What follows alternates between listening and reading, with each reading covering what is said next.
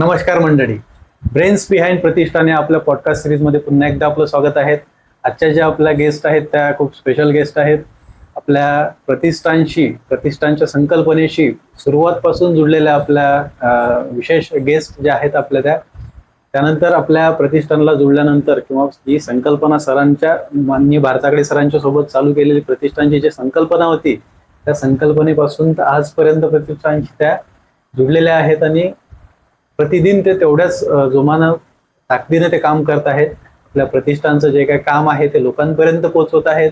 आपल्या बाबासाहेबांचं जे काही स्वप्न होतं ते स्वप्न पूर्ण करण्याचं काम, जे ध्येय जे सर्वांनी ठेवलेलं आहे आणि ते पूर्ण करण्याचंच काम आपले जे काय सर्व सदस्य आहेत किंवा सगळे कोअर मेंबर्स आहेत आपल्या प्रतिष्ठानचे ते करत आहेत.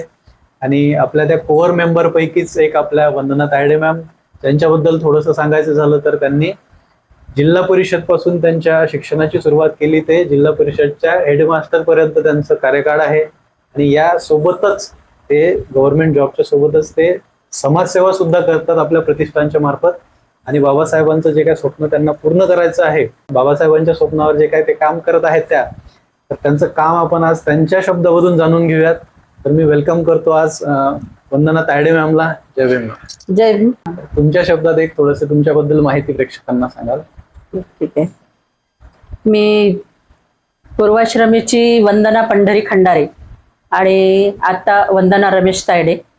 मी जिल्हा परिषद वरिष्ठ प्राथमिक केंद्र शाळा शिवर येथे उच्च श्रेणी मुख्याध्यापिका आहे आणि प्रबोधन नगर खडकी येथील डॉक्टर बाबासाहेब आंबेडकर बहुउद्देशीय उत्कर्ष प्रतिष्ठान या ऐतिहासिक संस्थेची कार्यकारिणी सदस्य आहे. माझ्या वडिलांनी मला 6व्या वर्षी शाळेत घातलं ते आज मी आता 58 वर्षाची पूर्ण होते आहे, तरी अजूनही मी शाळेतच आहे आणि शिकते आहे. फार सुंदर परिचय सांगितला मॅम. कारण की मॅम ज्या आहेत त्या मुख्याध्यापिका म्हणून काम सुद्धा करतात आणि काही दिवसात रिटायर पण होणार आहेत. तर आपण माझा त्यानंतरचा प्रश्न तुम्हाला असा राहील की आपल्या प्रतिष्ठानशी जुडल्यानंतर जे काय आपले समाज बांधव आहेत त्यांनी आपल्या प्रतिष्ठानशी जुडल्यानंतर त्यांचा नेमका काय काय त्यांना फायदे मिळणार आहेत? प्रतिष्ठानशी जुळल्यानंतर एक नाही तर असे अनेक फायदे आहेत की जे समाजातील लोकांनी जर प्रतिष्ठानशी जुळलं तर त्यांना मिळणार आहेत. जसं की ऐतिहासिक प्रतिष्ठानवर ज्या ज्या महामानवांनी महामातांनी समाजाच्या विचार परिवर्तन करण्यासाठी किंवा समाजावर जे होणारे आघात आहेत ते सगळे काही टाळण्यासाठी ज्या ज्या महामानवांनी कार्य केलेले आहे त्या महामानवांच्या महामातांच्या जयंत्या पुण्यतिथ्या तिथे साजऱ्या केल्या जातात.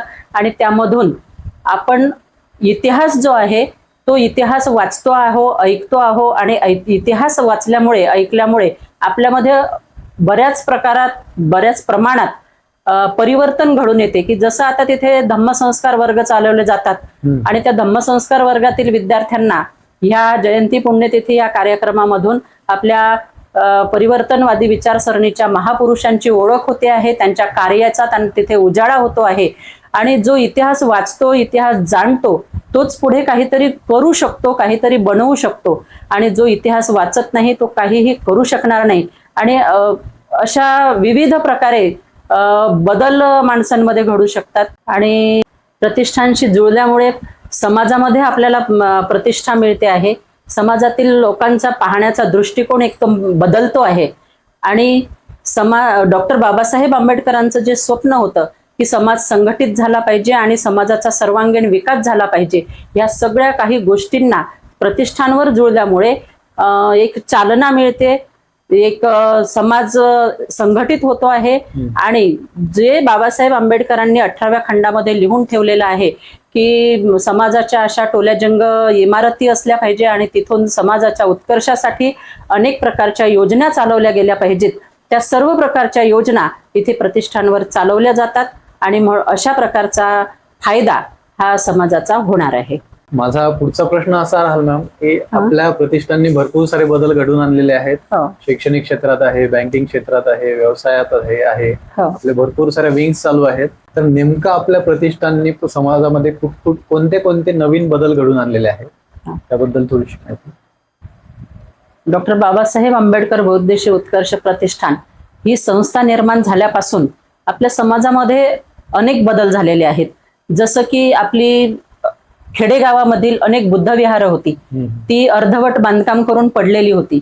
जेव्हा या प्रतिष्ठानची निर्मिती झाली आणि हे एवढी मोठी इमारत तयार झाली, तिथून वेगवेगळ्या प्रकारचे उपक्रम राबवले गेलेत, तेव्हा समाजामध्ये एक संदेश गेला आहे की सरकारचा एकही पैसा न घेता जर ही मंडळी, प्रतिष्ठानची मंडळी एवढं मोठं कार्य करू शकते, तर आपण गावातील लोक मिळून एक बुद्धविहार उभारू शकत नाही काय? या संकल्पनेने ते लोकांनी, जे गावातील लोक आहेत ते एकत्र आलेत आणि त्यांच्यामध्ये सामंजस्याची भावना निर्माण होऊन ते एकमेकांना सहकार्य करायला लागले, एकमेकांना मदत करायला लागले आणि जी जी अर्धवट पडलेली बुद्धविहार होती ती बुद्धविहार बांधकामाला सुरुवात झाली. अनेक बुद्धविहार पूर्ण झालेली आहेत, परंतु तिथे बुद्धवंदना होत नव्हती किंवा तिथे कोणी जात नव्हतं, तर अनेक बुद्धविहारांमध्ये नियमितपणे बुद्धवंदना व्हायला लागल्यात, ग्रंथपठणासारखे कामं व्हायला लागलेत. आणि एवढंच नाही तर विद्यार्थ्यांसाठी धम्मसंस्कार वर्ग सुद्धा सुरू केलेत. अनेक जणांनी तिथे ग्रंथालय सुरू करून अभ्यासिका सुद्धा सुरू केलेल्या आहेत.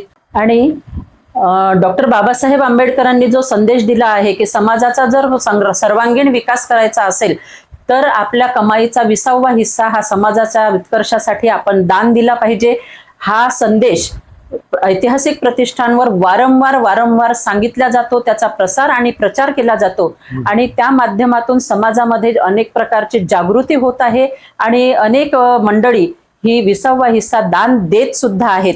एवढंच नाही तर जयंती पुण्यतिथी कार्यक्रमामधून तो सुद्धा एक प्रचार आणि प्रसार होऊन अनेक महापुरुषांच्या जयंत्या पुण्यतिथ्या सगळीकडे साजऱ्या होत आहेत. उदाहरण द्यायचं झालं तर मातोश्री रमाबाई आंबेडकरांची जयंती 125वी जयंती होईपर्यंत फार थोडक्या प्रमाणामध्ये ती जयंती साजरी होत होती, परंतु ऐतिहासिक प्रतिष्ठानवर जेव्हा 126वी जयंती भव्य प्रमाणात साजरी करण्यात आली त्यावेळेला आपला बुद्ध धम्म संस्कार सभागृह जे आहे त्या सभागृहामध्ये महिला मावत नव्हत्या, एवढ्या मोठ्या महिला तिथे उपस्थित होत्या, पुरुषांची सुद्धा उपस्थिती होती आणि सर्व महिलांनी, ज्या नोकरदार महिला आहेत यांनी सुद्धा एक दिवस सुटी रमाई तुझ्यासाठी असं काढून सुटी घेऊन त्या कार्यक्रमाला उपस्थित राहिल्या होत्या आणि त्या दिवसापासून मातोश्री रमाबाई आंबेडकरांची जयंती ही फार मोठ्या प्रमाणात महाराष्ट्रभर साजरी केली जाते आहे. हा एवढा मोठा बदल या ऐतिहासिक प्रतिष्ठानमुळे घडलेला आहे. खूप छान आणि भरपूर सारे बदल आपल्या प्रतिष्ठानमुळे घडत आहेत मॅम. मी ऍग्री करतो याला, कारण मी स्वतः ते बदल पाहिलेले आहेत. आणि मी माझा पुढचा प्रश्न असा राहील तुमच्यासाठी की आपल्या प्रतिष्ठानशी लोकांनी कसं जुडावं किंवा कोणत्या कोणत्या प्रकारे लोक आपल्याशी जुळू शकतील त्याबद्दल थोडीशी माहिती आणखी प्रेक्षकांना. ऐतिहासिक प्रतिष्ठानला जर जुळायचं असेल तर सर्वप्रथम आपण संस्थेचं आजीव सभासदत्व स्वीकारलं पाहिजे आणि सभासदत्व स्वीकारण्यासाठी काही फार मोठी अट नाही, त्यासाठी केवळ 5,000 रुपये फी आपण ठेवलेली आहे. इतर कुठल्याही संस्थेत तुम्हाला जर सभासद व्हायचं असेल तर तुम्ही लाखो रुपये मोजले तरी ते संस्थेचं सभासदत्व तुम्हाला मिळू शकत नाही, परंतु ही ऐतिहासिक डॉक्टर बाबासाहेब आंबेडकर बहुउद्देशीय उत्कर्ष प्रतिष्ठान ही संस्था, या संस्थेने असं ऐलान केलेलं आहे की महाराष्ट्रातील कोणताही बौद्ध असो त्याला आपण 5,000 रुपये देऊन आजीव सभासदत्व आपण देणार आहोत आणि या गोष्टीचा सर्वांनी फायदा घ्यायला पाहिजे. सोबतच ऐतिहासिक प्रतिष्ठानद्वारा doctor Babasaheb Ambedkar college of journalism and social work हे कॉलेज सुरू झालेलं आहे. BSW हे कॉलेज सुरू झालेलं आहे. या कॉलेजमध्ये सर्व पालकांनी आपल्या विद्यार्थ्यांना ऍडमिशन द्यायला पाहिजे, कारण जर्नलिझम आणि BSW ह्या दोन्ही ज्या फॅकल्टी आहेत ह्या फॅकल्टी आपल्या पाल्यांना हमखास जॉब देणाऱ्या आहेत आणि म्हणून तिकडे ते वळले पाहिजेत. सोबतच आपल्याकडे नर्सिंग कॉलेज आहे, नर्सिंग विद्यालय आहे. या नर्सिंग विद्यालयामध्ये सुद्धा विद्यार्थिनींनी ऍडमिशन घ्यायला पाहिजेत. ऍडमिशन घेतल्यामुळे विद्यार्थिनींना हमखास जॉब हा मिळणारच आहे. यानंतर आपली एक सुभेदार रामजी आंबेडकर उत्कर्ष अर्बन क्रेडिट कोऑपरेटिव्ह सोसायटी आहे की ज्या सोसायटीचे आपण शेअर विकत घेऊ शकतो, त्यामध्ये आपण FD ठेवू शकतो, आपण त्याच्यामध्ये दैनंदिन व्यवहार सुद्धा करू शकतो. एवढंच नाही तर ग्रंथालय आहे, अभ्यासिका आहे, या सर्व गोष्टींमध्ये पालकांनी आपल्या विद्यार्थ्यांना सहभागी करून घ्यायला पाहिजे. जी अभ्यासिका आहे त्या अभ्यासिकेमध्ये MPSC आणि UPSC चा अभ्यास करणाऱ्या विद्यार्थ्यांसाठी आपण तिथे कुठलीही फी आकारत नाही आणि इतर जे विद्यार्थी आहेत त्या इतर विद्यार्थ्यांसाठीही आपण फार थोडकी अगदी 400 रुपये म्हणून फी आपण आकारलेली आहे. त्यामुळे या गोष्टीचा सुद्धा समाजाने फायदा घ्यायला पाहिजे. धम्मसंस्कार वर्गामध्ये आपले विद्यार्थी पाठवायला पाहिजेत. आपण मल्टीस्पेशालिटी हॉस्पिटल सुरू करत आहोत, आधारगृह सुरू करत आहोत. एक नाही अशा अनेक योजना सरांनी, प्राध्यापक भारसाकडे सरांनी आखलेल्या आहेत की ज्यामध्ये सहभागी होऊन समाज या ऐतिहासिक प्रतिष्ठानशी जुळू शकतो. तर मित्रांनो, एवढ्या सगळ्या आपल्या प्रतिष्ठानच्या योजना आहेत. आपण यामध्ये सर्वजण सहभागी होऊ शकता.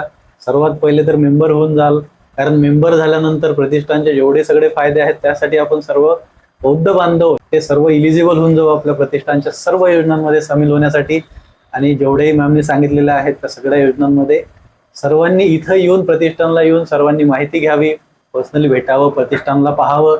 या सगळ्या गोष्टी तुम्ही ऑब्झर्व कराव्या. नेमक्या बाबासाहेबाचं जे काय स्वप्न आहे ते कसं पूर्ण होत आहे, ते प्रत्यक्षात कसं प्रतिष्ठान पूर्ण करत आहे, कसं भारसाकडे सरांच्या मार्गदर्शनामध्ये आपलं हे प्रतिष्ठानचं जे काय काम चालू आहे ते सर्वांनी येऊन पाहावं, अशी मी सर्वांना या पॉडकास्टद्वारे विनंती करतो. आणि मॅमला एक शेवटची विनंती करतो की प्रेक्षकांना तुम्ही एक काय संदेश द्याल? प्रेक्षकांना माझा संदेश असा राहील की त्यांनी डॉक्टर बाबासाहेब आंबेडकर बहुउद्देशीय उत्कर्ष प्रतिष्ठान या ऐतिहासिक संस्थेचं आजीव सभासदत्व घ्यावं आणि स्वतःच्या सोबत आपल्या समाजाचा सर्वांगीण विकास करावा. कारण प्रतिष्ठानचं अंतिम ध्येयच ते आहे की समाजाचा सर्वांगीण विकास करणे. ओके ओके, धन्यवाद मॅम. तुम्ही खूप छान माहिती दिली प्रतिष्ठानबद्दल. तर आपण अशाच पॉडकास्टमध्ये परत एकदा भेटूयात. आज आपण थांबूयात. सर्वांना सप्रेम जय. जय.